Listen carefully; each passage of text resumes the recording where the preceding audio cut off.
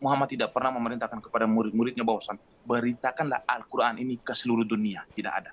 Siapa yang percaya akan mengucapkan 2 kalimat syahadat. Tidak ada. Hanya Yesus Kristus yang memerintahkan itu. Orang Kristen menjadi umat terbanyak di dunia. Umat menjadi nomor 1 di dunia. Tidak akan bisa agama lain menandingi orang Kristen. Hanya orang Kristen yang agama terbanyak di dunia. Assalamualaikum warahmatullahi wabarakatuh. Alhamdulillahirabbil alamin. Berjumpa lagi kita di channel saya Arham Nagaim. Apa kabar semua? Semoga sehat-sehat dalam lindungan Allah Subhanahu wa taala. Amin. Oke, kesempatan saya kali ini saya akan mendengarkan debat seru antar Islam dengan Kristen ya. Oke, bagaimana keseruan debatnya? Langsung aja kita saksikan. Selamat menyaksikan. Roh Tuhan ada padaku. Oleh sebab ia telah mengurapi aku untuk menyampaikan kabar baik kepada orang-orang miskin, dan ia telah mengutus aku. Maka ketika Yesus mengatakan bahwasan roh Tuhan ada padaku, maka orang Yahudi bangun dan melempari dia dan mengusir dia. Karena mereka menganggap bahwasan nubuatan itu bukan diperuntukkan kepada Yesus. Maka orang Yahudi mengusir dia. Mereka marah terhadap Yesus. Nubuatan Yesaya ini harus diperuntukkan kepada Mesias, bukan kepada kamu, Yesus. Maka mereka marah. Tetapi Yesus mengatakan, roh Tuhan ada padaku. Jadi roh Tuhan ada pada seorang yang akan diutus itu hanya pada Yesus, tidak ada pada Muhammad. Berkaitan dengan utusan yang akan menyelamatkan dunia, sudah saya katakan tadi. Bahwasan Yesus datang ke dunia menggenapi janji Allah kepada Abraham. Allah berjanji kepada Abraham, seluruh kaum di muka bumi akan mendapatkan berkat. Berkat apa? Kasih karunia. Kasih karunia apa? Keselamatan. Bangsa-bangsa yang tuli, bangsa-bangsa yang buta, bangsa-bangsa yang hidup di dalam kegelapan, yang tidak mengenal Allah, mereka akan mendapatkan terang olehmu. Siapakah yang bisa menggenapi ini dari keturunan Abraham, Ishak, dan Yakub? Tidak ada satupun keturunan Abraham, Ishak, dan Yakub. Yakub memperanak Israel. Israel mempunyai 12 orang anak. 12 orang anak inilah yang disebut suku Yahudi. Apakah dari mereka ini nabi-nabi yang diturunkan Tuhan kepada bangsa Israel ini? Apakah mereka bisa menggenapi itu? Tidak ada satupun yang bisa menggenapi. Apakah dari mereka ini mereka bisa menaklukkan seluruh bangsa-bangsa? Apakah dari keturunan Abraham, Ishak, dan Yakub, nabi-nabi terdahulu sebelum kedatangan Yesus Kristus, apakah seluruh bangsa-bangsa sudah takluk? Tidak. Yang bisa menaklukkan bangsa-bangsa hanyalah Yesus. Wow. Karena Yesus memberikan keselamatan kepada domba-domba yang di luar daripada bangsa Israel. Maka Yesus memerintahkan kepada murid-muridnya, beritakanlah Injil ke seluruh dunia, siapa yang percaya akan dibaptis. Tetapi siapa yang tidak percaya akan dihukum. Siapakah yang percaya itu? Bangsa-bangsa goim. Bangsa-bangsa yang tidak mengenal Allah, memberikan dirinya untuk dibaptis. Siapakah yang membaptis? Yaitu perwakilan-perwakilan daripada Yesus. Mulai dari imam-imam ataupun murid-murid Yesus. Maka sah. Yesus menggenapi janji Allah. Hanya Yesus yang bisa menggenapi janji Allah bahwasan seluruh bangsa-bangsa akan mengenal dia. Dan terbukti bangsa-bangsa goim dulu itu sekarang sudah menjadi orang yang beriman, itu orang Kristen, dan kami mengenal Tuhan melalui Yesus Kristus yang dinubuatkan oleh Tuhan. Apakah Muhammad menjadi nubuatan Tuhan di dalam kitab para nabi? Saya katakan tidak.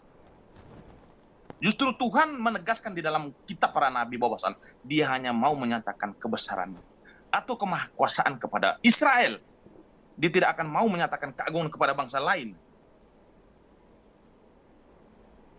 Karena sebelum kedatangan Israel atau kelahiran Israel, dia telah menyatakan keagungan kepada nabi-nabi yang berasal daripada bangsa lain, tetapi nabi-nabi itu gagal. Ketika pada zaman Nuh, apa yang dilakukan oleh umat manusia? Mereka berzina di mana-mana, mereka melakukan dosa. Tuhan menenggelamkan bumi. Pada zaman nabi-nabi sebelumnya, yang lain juga sama seperti itu. Tetapi Allah tidak mau lagi keselamatan itu datang daripada bangsa lain, maka Allah berjanji kepada Abraham bahwasan keselamatan hanya datang daripada keturunanmu, tidak lagi pada bangsa lain. Maka dia mempertegas diri saya, aku hanya mau menyatakan keagunganku hanya kepada Israel. Yesus datang ke dunia, apa kata Yesus? Yohanes 4, keselamatan hanya datang daripada bangsa Yahudi, tidak akan datang daripada bangsa lain. Tuhan hanya mau mengatakan keagungan kepada bangsa Israel. Maka kami sebagai orang Kristen berhak mendapatkan keselamatan seperti yang dikatakan Yesus bahwasan hak keselamatan telah dicabut daripadamu Israel dan akan diberikan kepada bangsa lain. Bangsa lain itu siapa? Bangsa lain artinya bangsa yang memberikan dirinya untuk dibaptis seperti apa yang diperintahkan oleh Yesus. Maka kamilah yang mendapatkan hak keselamatan itu. Maka hak keselamatan akan diberikan kepada orang Kristen, tidak lagi kepada bangsa Yahudi atau bangsa lain. Apakah Muhammad diperintahkan untuk memberitakan Al-Quran ke seluruh dunia? Tidak ada. Muhammad tidak pernah memerintahkan kepada murid-muridnya bahwasan beritakanlah Al-Quran ini ke seluruh dunia. Tidak ada. Tetapi hanya Yesus mengatakan, taklukkan dunia. Beritakanlah Injil ke seluruh bangsa-bangsa, yang percaya akan dibaptis, tetapi yang tidak percaya akan dihukum. Apakah Muhammad seperti itu? Tidak. Muhammad tidak pernah memerintahkan kepada murid-muridnya bahwasan beritakanlah Al-Quran ini ke seluruh dunia. Tidak ada. Siapa yang percaya akan mengucapkan 2 kalimat syahadat. Tidak ada.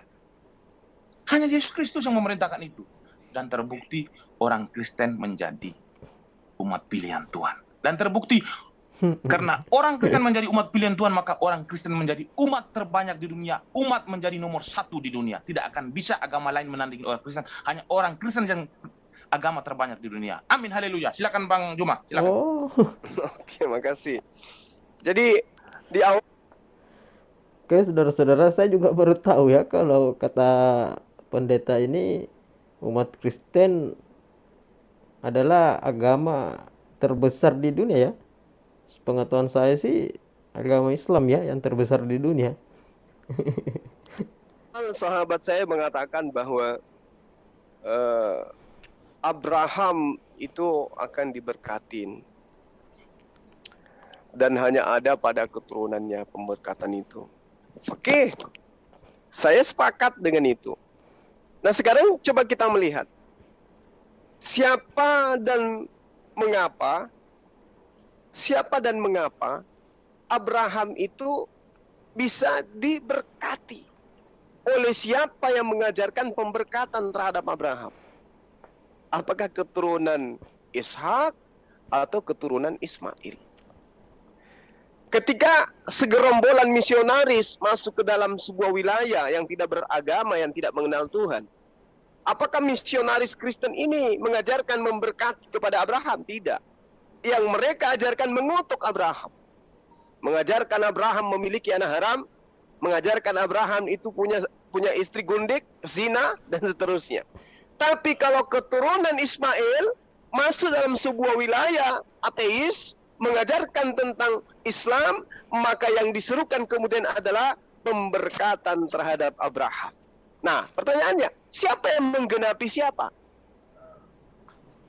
Tentu hanya umat Islam. Dan dari mana ajaran Islam ini? Dari baginda Rasulullah Muhammad sallallahu alaihi wasallam. Kalau saudara saya mengatakan keselamatan hanya dari bangsa Israel, saya juga mengaminkan itu. Itu betul. Keselamatan itu hanya datang dari Bani Israel. Makanya ajaran Bani Israel itu harus dipegang. Jangan dilepaskan. Apa ajaran Bani Israel? Adalah ajaran yang datang kepada para nabi, yang kemudian diutus kepada Bani Israel. Apa ajarannya? Tauhid. Memperkenalkan Nabi Isa itu sebagai utusan Tuhan. Memperkenalkan Abraham utusan Tuhan. Daud, Salomo semuanya adalah utusan Tuhan. Menyembahnya kepada satu Tuhan. Itu ajaran yang berasal dari Israel yang tidak bisa kemudian ditinggalkan. Ajaran tauhid itu asalnya dari sana yang tidak bisa kemudian diingkari. Tetapi ajaran Trinitas, penyembahan kepada manusia bernama Yesus, itu bukan dari Israel. Itu dari Romawi. Itu dari Yunani. Maka Kristen jatuh ke dalam lumpur hitam karena ajarannya tidak berasal dari Israel. Trinitas itu bukan dari Israel. Penyembahan terhadap Yesus itu bukan dari Israel. Itu harus diingat dan itu harus dipahami. Kemudian, ketika saudara mengatakan Rasulullah Muhammad SAW tidak diajarkan kemudian untuk menyampaikan Al-Quran. Al-Quran tidak menyeru untuk menjadi hamba Allah semua manusia di atas muka bumi. Subhanallah. Ayat demi ayat dalam Al-Quran. Al-Baqarah ayat 21, Al-Baqarah ayat 168, An-Nisa ayat 1, kemudian An-Nisa ayat 170, An-Nisa ayat 174, Yunus ayat 57 dan seterusnya dan seterusnya dan seterusnya. Seruannya sangat jelas ditujukan kepada seluruh umat manusia agar manusia itu menyembahnya kepada Allah. Ya ayuhan nas, abudu rabbakumul ladzi khalaqakum walladzina min qablikum la'allakum tattaqun. Ya ayuhan nas, kulu mimma fil ardi halalan tayyiba. Wahai manusia, wahai seluruh manusia. Ya ayuhan nas, taqu rabbakumul ladzi khalaqakum min nafsin wahidah. Seruannya kepada seluruh manusia. Sekarang mana dalilnya Yesus untuk seruannya kepada seluruh manusia? Wahai Bani Israel, wahai Bani Israel, wahai Bani Israel, wahai ahli Taurat, wahai orang Farisi, wahai orang Saduki, wahai orang Samaria. Kapan dia menyeru kepada seluruh manusia? Tak pernah. Ya ayuhan nasu ubudu rabbakum allati khalaqakum. Seruannya kepada seluruh manusia. Sehingga nubuatannya harus dikatakan memenuhi nubuatan yang ada di dalam Yesaya. Kenapa? Karena dia akan menegakkan hukum-hukum kepada seluruh bangsa. Dan itu hanya terjadi kepada baginda Rasulullah Muhammad SAW. Kemudian, coba Anda cermati lagi. Yesaya 42 nomor 19. Siapakah yang buta selain hambaku?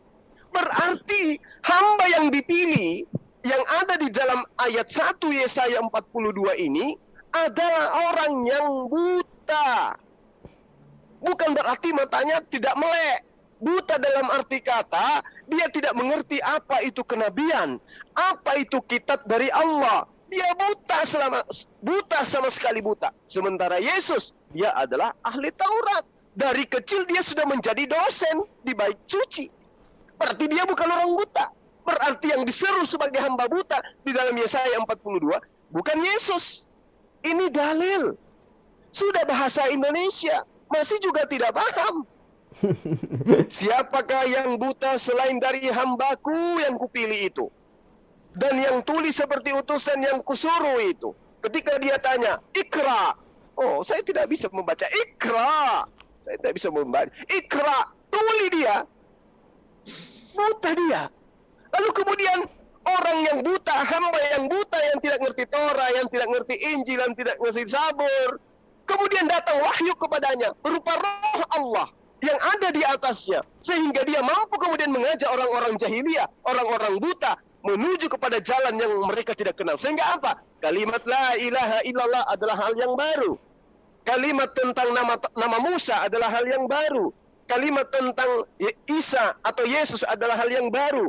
Perkataan tentang Injil adalah hal yang baru. Satu-satunya Tuhan yang ada di langit adalah hal yang baru. Mereka tidak kenal. Makanya Yesaya 42 nomor 16 mengatakan, aku mau memimpin orang-orang buta di jalan yang tidak mereka kenal. Kalau orang Kristen mengaku orang buta, mustahil. Karena orang Kristen itu mengatakan dirinya sebagai orang yang terpelajar. Dari Romawi, dari Yunani, dari Israel. Mereka sudah memiliki peradaban-peradaban yang sangat luar biasa. Lalu siapa orang-orang buta ini? Orang jahiliyah. Orang yang tidak ngerti peradaban. Orang yang tidak tahu dunia luar. Orang yang buta tentang kebenaran. Mereka hanya menyembah patung-patung. Menganggap dewa-dewa adalah pencipta langit dan bumi. Siapa mereka? Mereka adalah orang yang buta. Bilangan 32:21. Wahai Israel, engkau telah membangkitkan amarah dan cemburuku. Aku akan membalaskan semua itu dengan menggunakan bangsa yang buta. Siapa yang kemudian sekarang yang membuat Bani Israel itu iri cemburu? Apakah orang Amerika? Tidak, mereka rangkulan. Apakah orang India? Tidak, mereka rangkulan. Apakah kemudian orang orang Indonesia? Oh tidak, bukan. Lalu siapa yang membuat orang Israel itu iri dan cemburu? hanya bangsa Arab, bangsa keturunan Kedar, Nebayot. Itulah yang membuat sampai hari ini Bani Israel kebakaran jenggot, sikit-sikit membunuh di Palestina. Iri kepada Bani Ismail.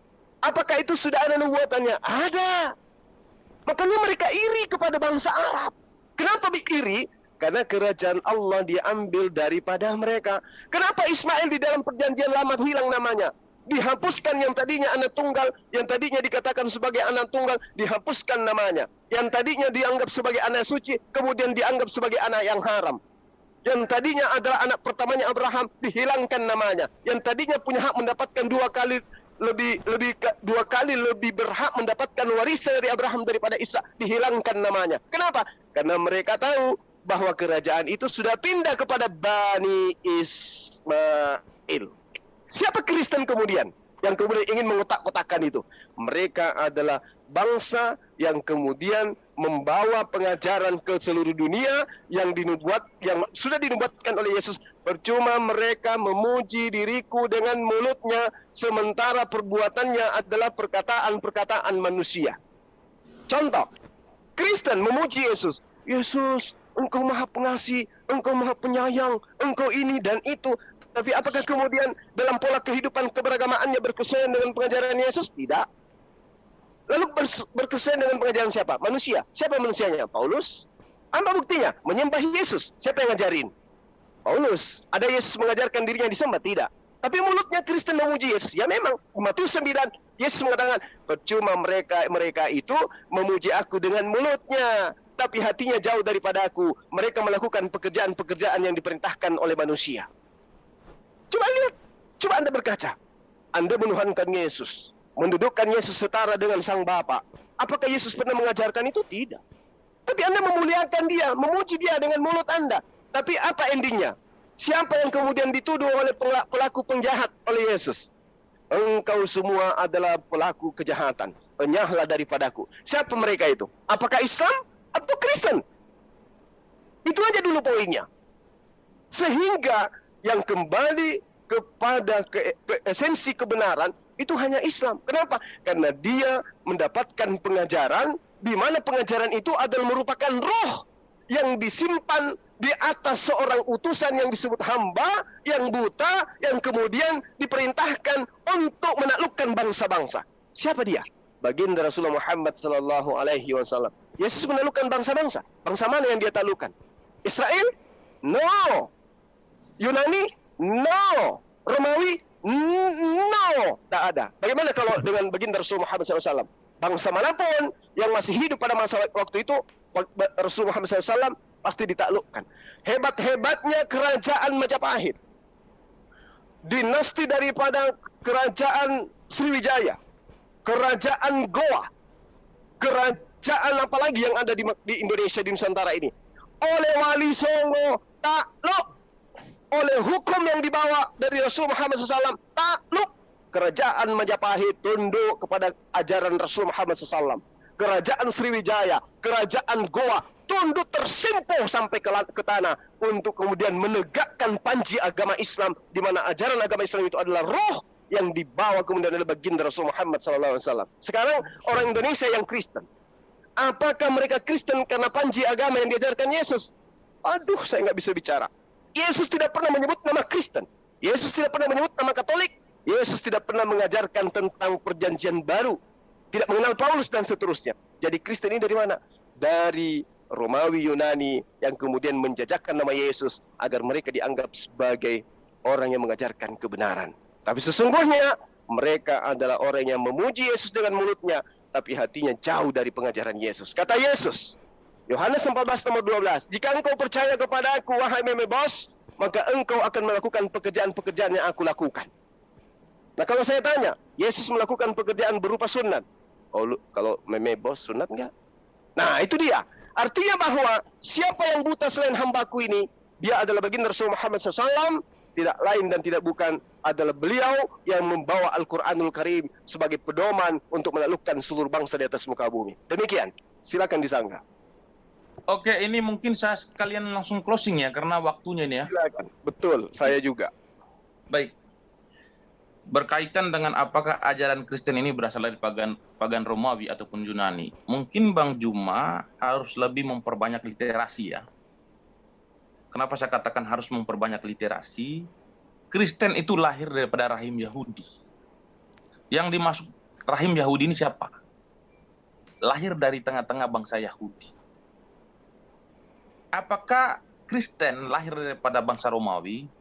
Apakah Kristen lahir daripada bangsa Yunani? Tidak. Kristen lahir daripada tengah-tengah bangsa Yahudi karena Yesus adalah orang Yahudi dan murid-muridnya adalah orang Yahudi. Dan pemberitaan Injil seperti apa yang diperintahkan oleh Yesus kepada murid-muridnya itu berawal daripada tanah Yerusalem. Kristen bergerak daripada tanah Yerusalem, bukan bergerak daripada tanah Yunani ataupun Romawi. Tanah Romawi ataupun Yunani, mereka itu akan ditaklukkan oleh murid-murid Yesus.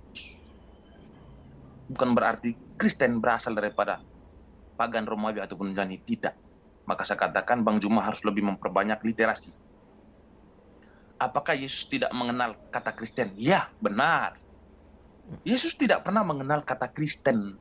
Karena kata Kristen itu ketika murid-murid Yesus memberitakan Injil di Antioquia, maka orang-orang itu menyebut daripada orang-orang yang mengajar tentang ajaran Kristus ini, sebutan Kristen. Artinya orang-orang ini adalah orang-orang yang mengikuti ajaran Kristus. Itulah arti Kristen. Apakah Yesus mengenal Kristen? Saya katakan tidak. Tetapi Yesus mengenali firman yang diimani oleh orang Kristen. Apa sih firman ini? Perintah-perintah atau perkataan-perkataan Yesus yang tertulis di dalam Injil yang diimani oleh orang Kristen, inilah yang dikenali oleh Yesus. Karena Yesus memerintah kepada muridnya untuk memberitakan Injil ke seluruh dunia, siapa yang percaya akan dibaptis, maka kami memberikan diri kami dibaptis dan kami mengimani firman Dia yang tertulis di dalam kitabnya. Luar biasa.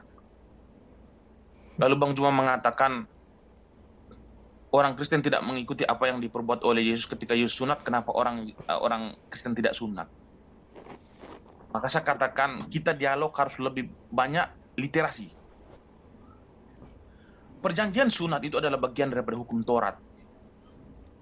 Perjanjian sunat ketika Tuhan mengadakan perjanjian dengan Abraham, Tuhan mengkategorikan dua bangsa di situ. Yang berhak disunat di sini adalah keturunan Abraham secara biologis sah. Boleh disunat di luar daripada keturunan Abraham, artinya bangsa-bangsa lain, yaitu harus babu yang dibeli daripada bangsa lain, dijadikan babu di rumah keturunan Abraham, itu wajib disunat. Kenapa orang Kristen tidak sunat?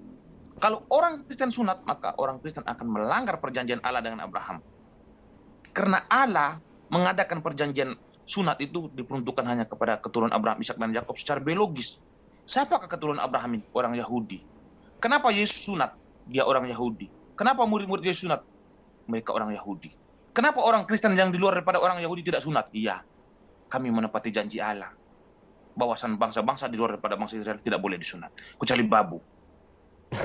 Jadi jika ada bangsa lain yang di luar daripada bangsa Israel mereka sunat, sudah pasti mereka 100% adalah babu.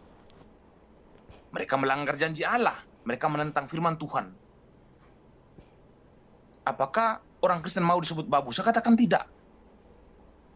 Maka orang Kristen tidak sunat. Maka kami tidak menentang firman Tuhan.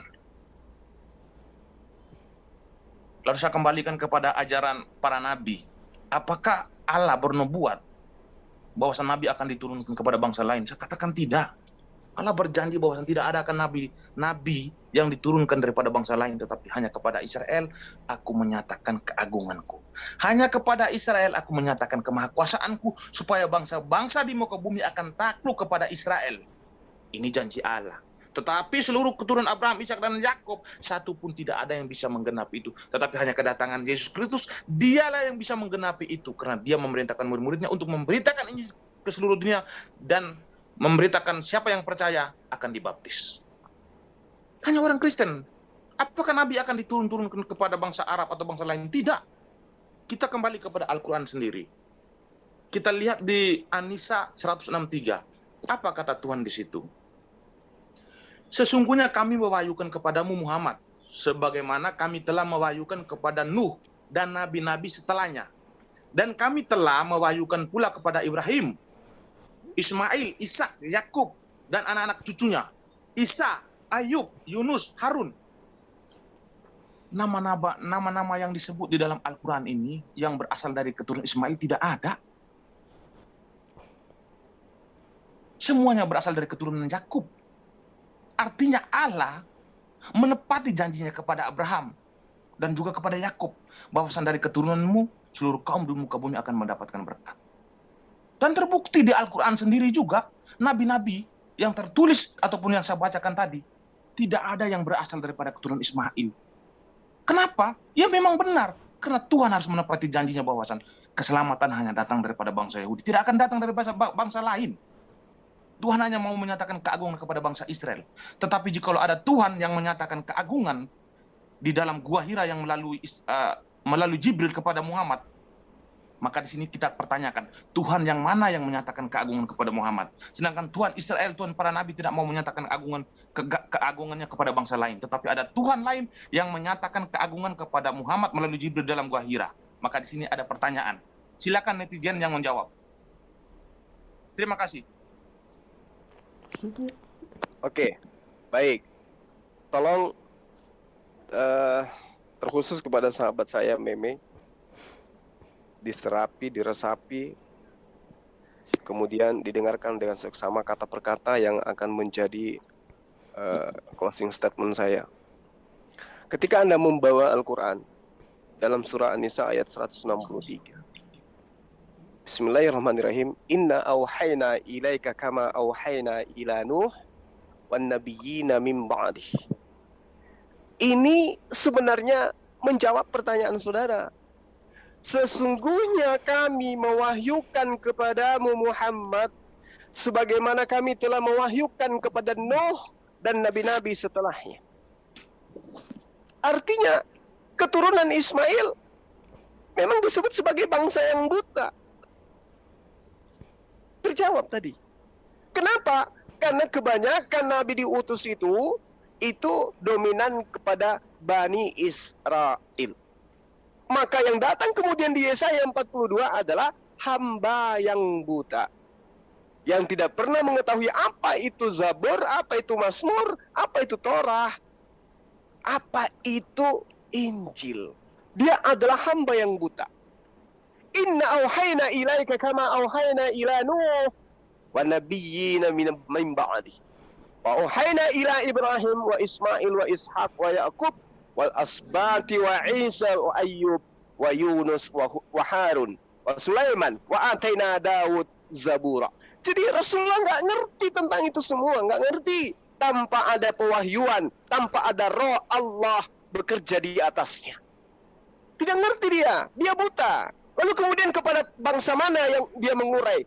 Dia menjadikan kemudian apa yang terurai di dalam Yesaya itu menjadi sebuah kebenaran mutlak, absolut, tidak bisa diragukan. Beliau yang tadinya buta, kemudian diberi roh oleh Allah, kemudian membimbing kaum Quraisy yang adalah jahiliyah, yang adalah buta, menjadi terang dunia.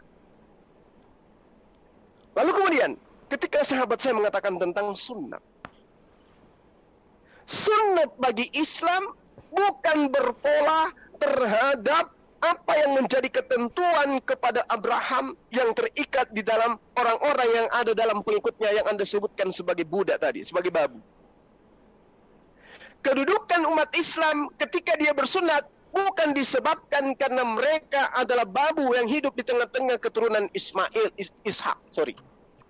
Sunat bagi Islam karena kedudukan Abraham sama kedudukannya bagi Rasulullah Muhammad SAW. Apa buktinya? Silakan Anda melihat dalam surah An-Nahl ayat 123. Tsumma auhayna ilaika an ittabi' millata Ibrahim hanifan wa ma kana minal musyrikin. Wahai Muhammad, kami wahyukan kepadamu ikuti agama Ibrahim yang lurus dan dia bukanlah termasuk orang yang musyrik. Kedudukan Rasulullah Muhammad SAW dengan Abraham sama. Diberi perintah kemudian untuk apa? Bersunat. Mana perintah sunatnya? Coba. Ketika diperintahkan kepada Abraham di Kejadian 17 Apa yang ada di situ sebagai perjanjian kekal? Sunnat kulub. Perintah ini dilakoni oleh Abraham dan keturunannya. Anak siapa di antara kedua anak yang pertama kali menjalankan perintah kekal Allah? Ismail. Lalu malaikat Allah terangkat ke langit, lalu kemudian Abraham mengambil anaknya Ismail, lalu mereka bersunat. Subhanallah. Jadi kedudukan perintah sunat, kami umat Islam bersunat bukan karena kami babu, bukan karena kami keturunan babu, bukan. Karena Ismail itu, meskipun dia berasal dari istri kedua, tetapi kemudian dia memiliki harkat, dia memiliki derajat yang tinggi. Dia meninggalkan daripada Hebron, dia meninggalkan tanah Kanaan, dia menuju kepada tanah Beersheba. Di sana mereka bermegah. Lalu kemudian Abraham juga ikut. Terbukti ketika kemudian di Hebron ada Ishak, ibunya meninggal, Abraham meninggalkan Beersheba, menuju kepada Hebron sebagai orang asing di Hebron, di tempat kediaman istri pertama dan juga anaknya Ishak.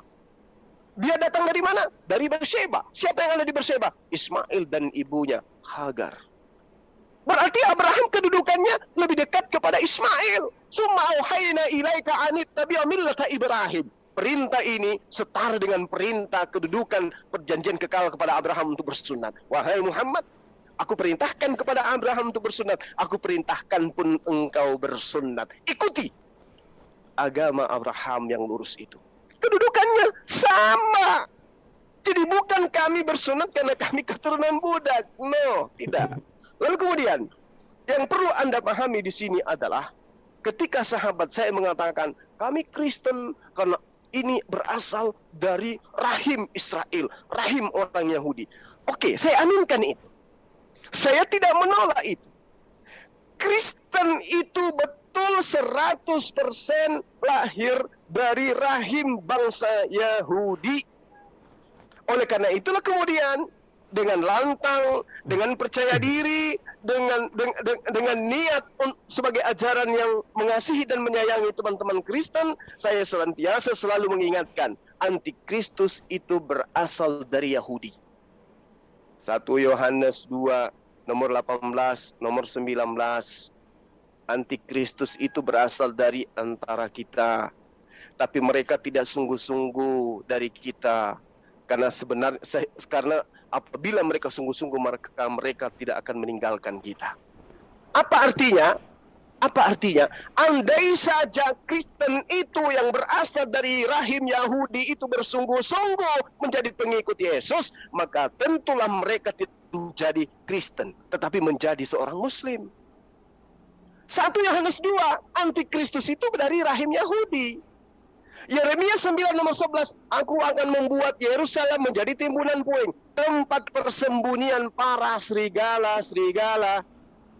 Kejadian 49 nomor 27, keturunan Benyamin adalah berlaku seperti serigala-serigala. Roma 11 nomor 1, pengakuan Paulus, dia berasal dari keturunan serigala Benyamin. Lalu kemudian ketika kita berbicara mengenai Matius 23 nomor 15, jelas di sana diterangkan apa?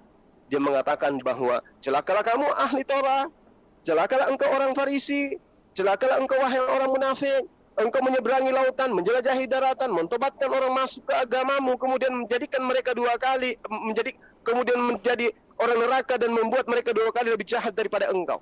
Ahli Torah, Paulus adalah ahli Torah. Filipi 3 nomor 6. Orang Farisi, Paulus adalah orang Farisi. Kisah Rasul 23 nomor 6. Orang munafik, Paulus dikatakan munafik. 1 Korintus 9 nomor 20 sampai nomor 22. Menjelajahi daratan, Paulus menjelajahi daratan. Kisah Para Rasul 19 nomor 1. Satu perikop Anda baca. Menjelajahi lautan, Kisah Para Rasul 27. Satu perikop Anda baca. Kisah Para Rasul 16 nomor 4 sampai nomor 12. Paulus menyeberangi lautan, Paulus menjelajahi daratan, Paulus dikatakan munafik, Paulus dikatakan orang Farisi, Paulus disebut ahli Taurat. Maka Kristen benar, valid, saya aminkan berasal dari rahim Yahudi, Bani Israel, orang Farisi, ahli Taurat dan seterusnya. Tidak saya pungkiri itu. Saya tidak memungkiri itu. Karena memang antikristus itu berasal dari tengah-tengah Yahudi itu sendiri.